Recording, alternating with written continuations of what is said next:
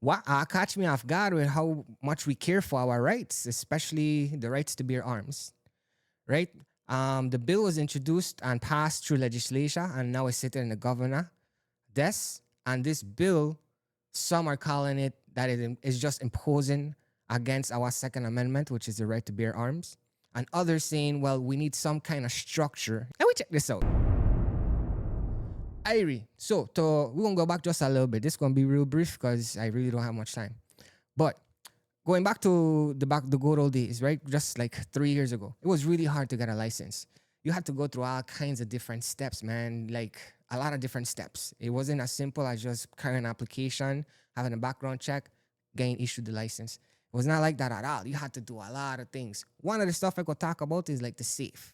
You need to have a safe in your house. The police had to come to your house. Like those are just like those tiny little things that eventually turned out to be, who knew, an infringement on the Second Amendment, on your rights to bear arms. Who would have figured?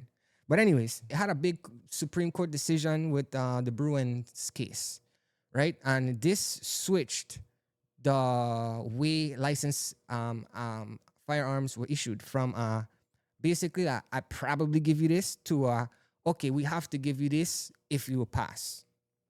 Something like that. Don't quote me on that. But anyways, this bill now that they're trying to introduce, it's basically trying to show the DOJ, like, listen, we have a format in which y'all could agree to.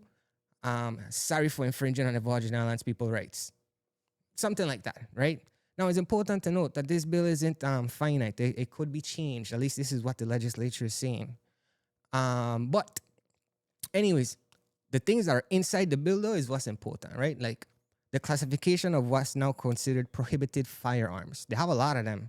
If you no longer than 16 inches rifles, 223s, 5.56s, 300 blackouts, tactical gears like arm braces, foregrips, mounts for military grade optics.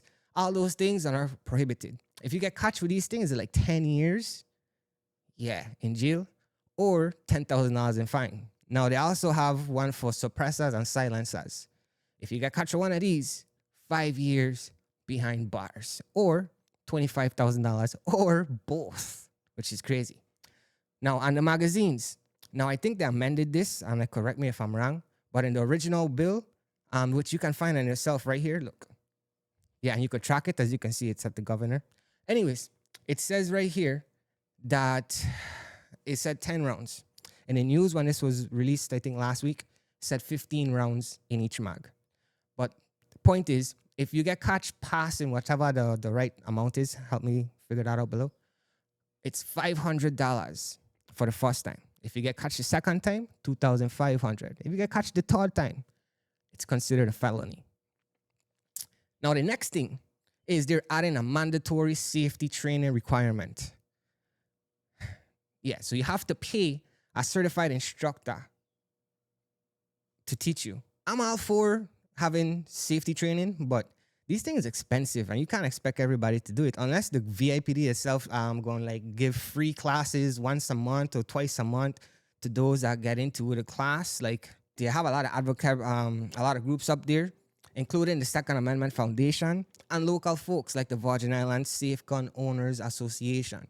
And they're saying that even though the government is calling this a shall issue, right, a new way to move things, they're adding the kind of like the same prior constraints. They argue that between the new fees, the mandatory training, the banning of the gears that people use for years, is just another way to put a heavy financial and constitutional burden on a law-abiding citizen. Others say they like the framework. We need gun policies. We need gun laws. I gonna leave it here to Ayo. Y'all let me know in the comments what I think about this whole thing. Right now, he's sitting at the governor, and he has to make a decision. Again, this is not final in my understanding. This could be something that could be amended later on, but you know the Virgin Islands as well, right? We're gonna do something and we're gonna just leave it like that. So that's all I got for you. Y'all be safe. I'll catch you on the next one. Look how